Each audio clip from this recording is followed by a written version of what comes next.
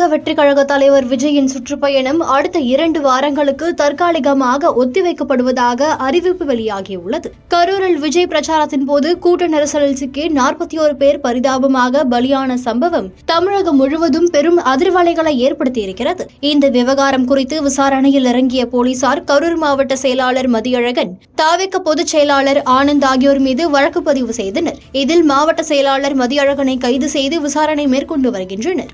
இதற்கிடையில் கரூர் உயிரிழப்பு சம்பவம் குறித்து விசாரணை மேற்கொள்ள விசாரணை ஆணையம் அமைத்து உத்தரவிட்டுள்ளது தமிழக அரசு. தற்போது இந்த வழக்கு தொடர்பான விசாரணை நடந்து வருகிறது.